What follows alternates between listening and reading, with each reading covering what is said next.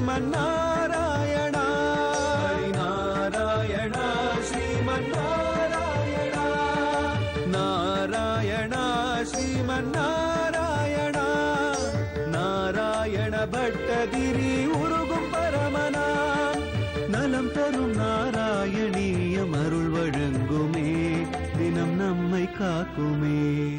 யாச்சத்யேவம் யதி ச பகவான் பூர்ண காமோஸ்மி சோகோ தாஸ்யம் ஏவ ஸ்திரமிதி வதன் காவ்ய சப்தோபி தைத்யகः விந்தியாவல்யா நிஜ தைதயா தத்த பாத்யாய துப்யம் சித்ரமோ சித்ரமோ சகலமபி சத் பிரார்பயத்தோய பூர்வமோ.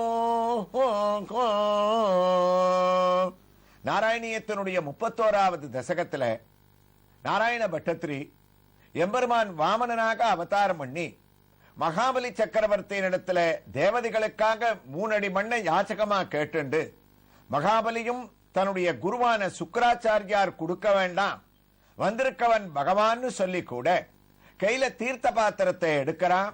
அந்த சமயத்துல பரம சந்தோஷமாக நாம பகவானுக்கு தானம் பண்ணலாம்னு சொல்லக்கூடிய சமயத்துல வண்டு ரூபமாக சுக்கராச்சாரியார் அடைக்க அவரையும் சுக்கிரன் கண்ணை துரும்பால் கிளறிய சக்கர கையன்னு தான் பகவான் அந்த பாத்திரத்தினுடைய ஓட்டையிலேந்து ஒத்த கண்ணு போய் சுக்கராச்சாரியார் தான் கீழே விழும்படியாக பண்ணி தானத்தை தடுக்கிறவா யாரும் இல்ல அப்படின்ற ஒரு சூழ்நிலை வந்த போது பாத்திரத்தை கையில எடுத்துட்டான். அப்ப அவனுடைய மனைவியான விந்தியாவலி ஓடி வந்து, இத்தனை ஐஸ்வர்யத்தையும் நீங்க தானம் பண்ணி கூட பலன் அடைய போறது இல்லையே, அதனால இந்த தானத்தை இப்ப பண்ண வேண்டாம், நான் சொல்லும் போது பண்ணலாம்னு பாத்திரத்தை பிடுங்கிக்கிறார். நாராயண பட்டத்திரி ஆச்சரியமா அனுபவிக்கிறார்.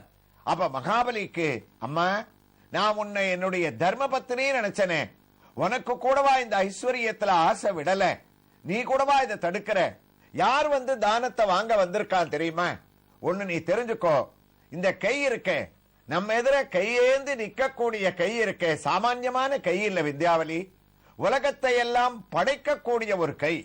யார் யார் வந்து தன்னை சரணாகதி பண்றாளோ அத்தனை பேரையும் ஒரு புறம் அபயகஸ்தமாகவோ மற்றொரு புறம் வரதகஸ்தமாகவோ இல்ல கையில கம்பீரமாக கதையை தாங்கிட்டு இருக்கக்கூடிய கதாகஸ்தமாகவோ இடுப்புல கைய வளைச்சின்ற கடிகஸ்தமாகவோ சங்கு சக்கரங்களை திருத்தோள்ல தாங்கி இருக்கக்கூடிய திவ்யமான திருக்கைகளாகவோ இருக்கக்கூடிய கைகள் சங்கு சக்கரத்தை உதறிட்டு அபய வரதகஸ்த எல்லாத்தையும் விட்டுட்டு அஞ்சலிபத்தனாக கைய கூப்பிண்டு அந்த கையை என்னுடைய சரீரத்துக்கு கீழே தாழ்த்தி, அப்ப எனக்கு இந்த கையில 3 அடி மண்ணை தானம் வார்த்து கொடுன்னு கேட்கறதுன்னு சொன்னால், ஏ விந்தியாவலி, அந்த உத்தமமான திருக்கைகளுக்கு நம்ம தானம் பண்றதுக்கு எவ்வளவு புண்ணியம் பண்ணி இருக்கணும்.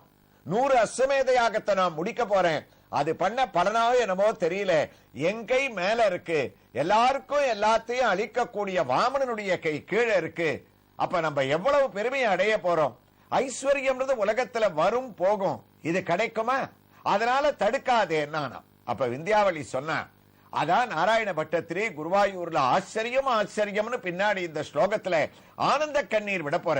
அப்போ விந்தியாவளியானவள் கூறினா, பிரபோ நான் இங்க வந்தது தானத்தை தடுக்கிறதுக்காக இல்ல, ஒரே ஒரு விஷயத்தை உங்களுக்கு சொல்றதுக்காக வந்தேன். என்ன தெரியுமா, நீங்க உங்களுடைய குருவை மீறிண்டு தானம் பண்ணா கூட தானத்தினுடைய பலனை நீங்க அடையாம பண்றேன்னு உபதேசம் பண்ண வந்தேன். ஒரு மனைவிக்கு தன் கணவன் வழிதவறி போகக்கூடிய சமயத்துல அவனுக்கு குருவாக இருக்கக்கூடிய ஒரு பெருமை இருக்கு.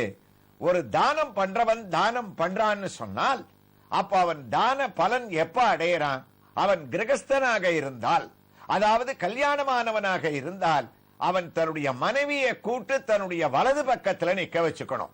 அப்ப தானம் பண்றவனுடைய கைகள்ல தீர்த்தத்தை தாரை வார்க்கும் போது இவன் பாத்திரத்தை கையில வச்சுக்க கூடாது, அந்த பாத்திரத்தை மனைவி கையில கொடுக்கணும்.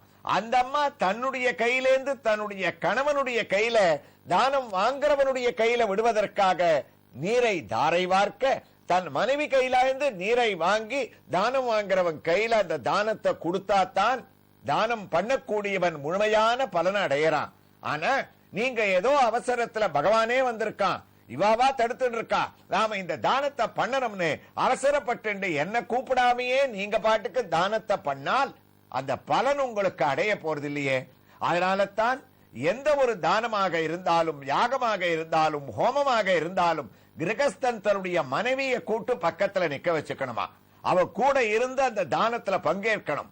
பூஜை பண்ற சமயத்துல கூட மனைவியே தன்னுடைய கணவனுக்கு பூஜைக்குண்டான உதவிகள் எல்லாம் பண்ணணும்னு சொன்னா இந்த அம்மா பூஜை பண்ண வேண்டிய அவசியமே இல்லை, உதவி பண்ணாலே போறோம். அப்ப தர்மசாஸ்திரம் சொல்றது, இவன் பண்ணக்கூடிய பூஜையில யார் கணவன் பண்ணக்கூடிய பூஜையில மனைவி உதவி பண்ணதுனாலேயே பாதி புண்ணியம் அவளுக்கு தானாகவே போய் சேர்ந்துடுறதா.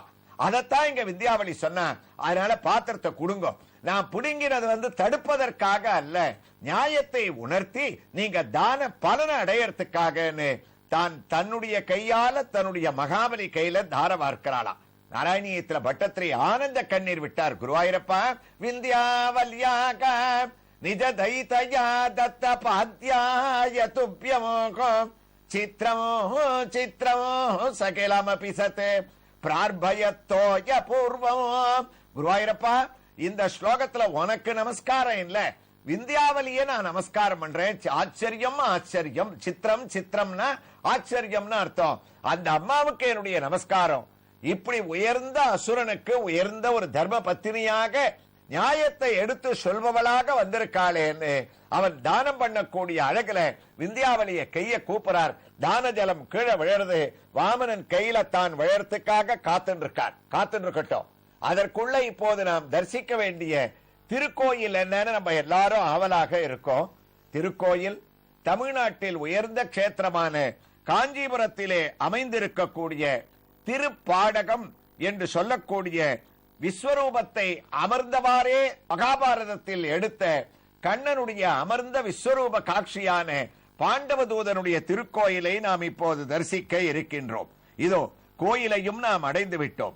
ஸ்ரீ ருக்மிணி சமேத பாண்டவதூத பெருமாள் திருக்கோயில். இந்த திருக்கோயில் பெரிய காஞ்சிபுரம் பஸ் நிலையத்திலிருந்து சுமார் 1 கிலோமீட்டர் தொலைவிலேயும் ஏகாம்பரேஸ்வரர் கோயிலுக்கு அருகிலேயும் அமைந்திருக்கக்கூடியது. பாண்டவ பெருமாள் சன்னதி தெரு என்றே கோயிலை ஒற்றி இந்த தெருவனுடைய பெயரும் அமைந்துள்ளது. 3 நிலை கோபுரம், 5 கலசமானது.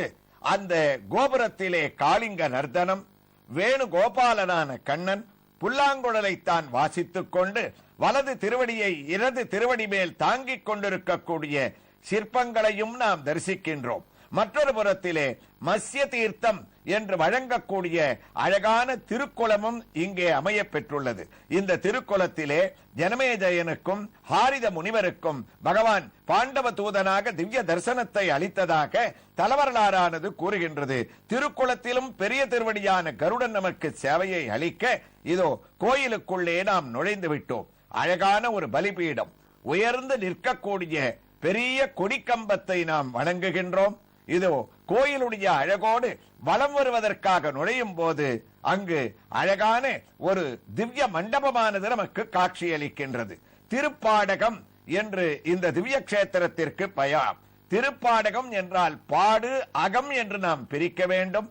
பெருமை தோன்ற எம்பெருமான் கண்ணன் விஸ்வரூபத்திலே எழுந்தருளியிருக்கக்கூடிய திருக்கோயிலை உடையதுதான் திருப்பாடகம். பெரிய திருவடி கருட பகவானாக தனி சன்னதியாக நமக்கு திவ்ய சேவையை அளிக்க அவரையும் தரிசித்துக் கொண்டு திருவாய்மொழி மண்டபம் என்று பிரத்யேகமான ஒரு மண்டபமானது இங்கு நம்மாழ்வாரை ஞாபகப்படுத்துகின்றது.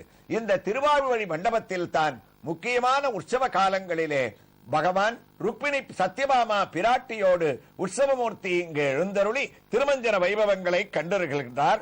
நன்றிருந்து யோகநீதி நன்னுவார்கள் சிந்தையுள் சென்றிருந்து தீவினைகள் தீர்த்த தேவ தேவனே என்று எம்பெருமானை நாம் ஆழ்வாருடைய ஒரு வைபவத்தோடு தியானித்துக் கொண்டே இங்கு சக்கரத்தாழ்வார் தனி சன்னதியாக அமைந்திருக்கின்றார்.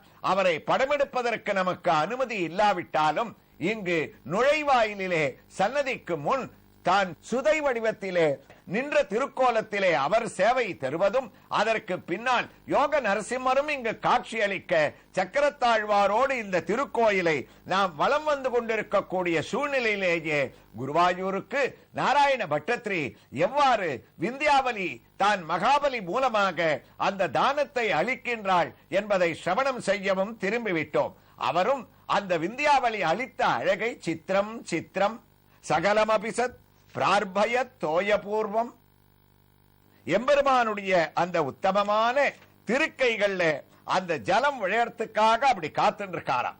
விந்தியாவளி மகாபலியினுடைய கையில விட்டாச்சு. மகாபலி கையிலேந்து அப்படியே விந்தியாவளியினுடைய கையில கீழே இறங்கிறது. ஆச்சரியமாக மகான்கள்லாம் அனுபவிக்கிறார். செவ்வை சூடுவார்.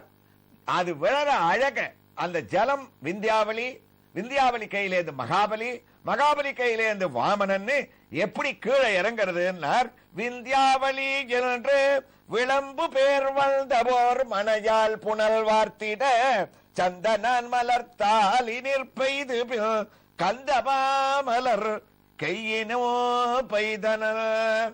அந்த அளவிற்கு விந்தியாவளி அந்த தர்மத்தை உபதேசம் பண்ணி அந்த தீர்த்தத்தை விட்டதனால தான் நாராயண பட்டத்திரியும் கொண்டாடுறார். குருவாயூரப்பா, எனக்கு ஒரு விஷயம் புரிஞ்சு போயிடுத்து இந்த ஸ்லோகத்துல.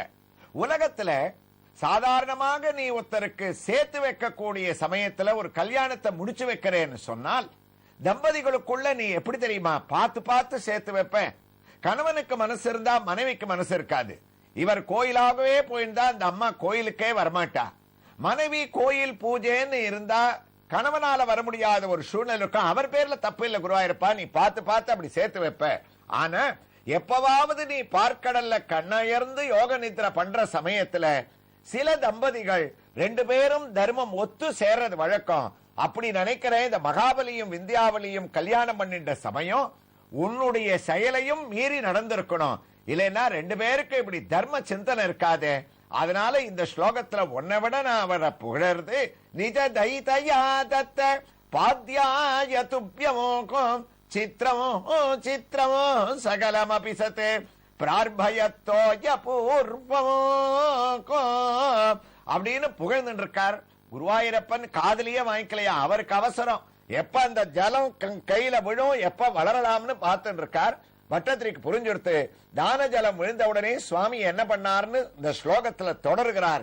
எவ்வாறு தொடருகிறார் என்ற ஒரு வைபவங்களை எல்லாம் காஞ்சிபுரத்திலே எழுந்தருளி இருக்கக்கூடிய பாண்டவதூதர் திருக்கோயிலிலே ருக்மிணி தாயாருடைய திவ்ய தரிசனத்தோடு நாராயணியத்தின் அடுத்த பகுதியிலே தொடர்ந்து கேட்கலாம். ஸ்ரீ கிருஷ்ணாய துப்யம் நமகா. நாராயணா ஸ்ரீமன்னா